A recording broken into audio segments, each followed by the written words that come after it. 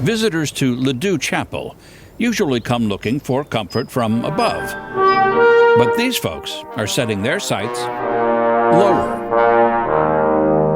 Her name is Brittany Lash, and she not only plays the trombone, she teaches college students to play it as well, but few play it as well as her.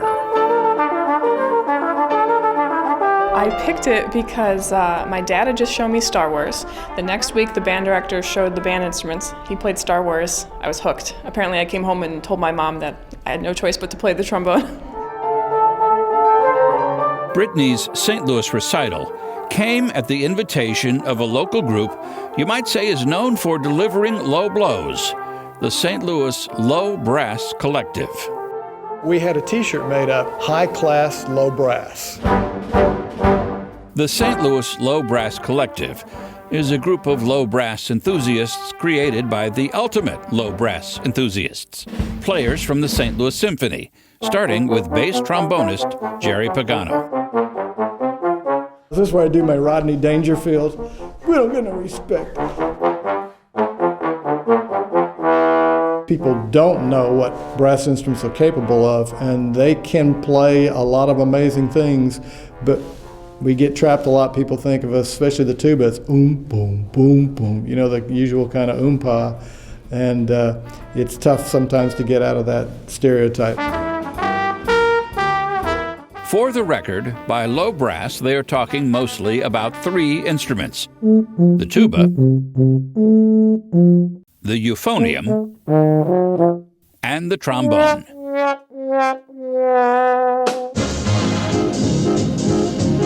And while those of a certain age may still fondly remember Glenn Miller, good luck naming anyone celebrated for playing the euphonium or the tuba.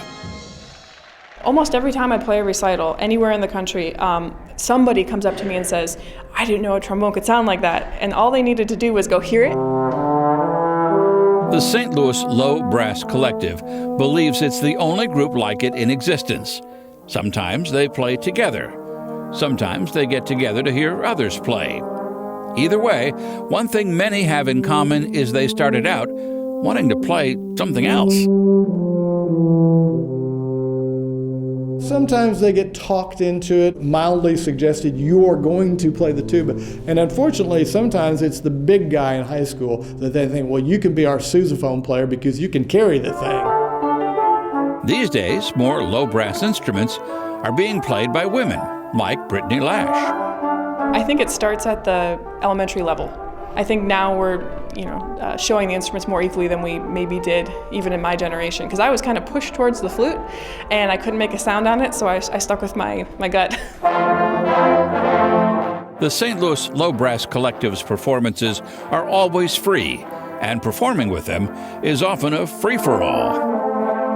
We have a Christmas play-along, and anyone who plays a low brass instrument can come and play, and there are enough people there that if someone's just learning or isn't the greatest player, they'll get absorbed in the herd. We'd rather have it be that way than have it feel exclusive.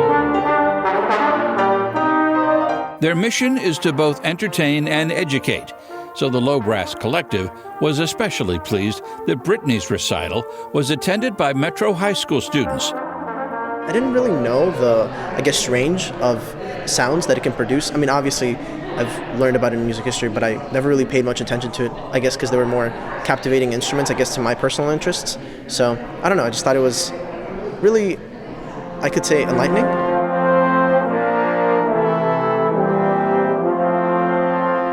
After more than a decade of trying to raise the profile of low brass music, it is still a challenge finding some to play. But in time and with luck, they believe more composers and more listeners will eventually find splendor in the brass. John Williams, the great movie composer, has written a tuba concerto. That's one, and we need more. We need someone that has enough notoriety and big name, cachet to where people start to go, oh wow, trombone, this is something new and this is great. Maybe over time we'll chip away at it. But in the meanwhile, we'll just keep doing what we're doing and hoping that it'll catch on.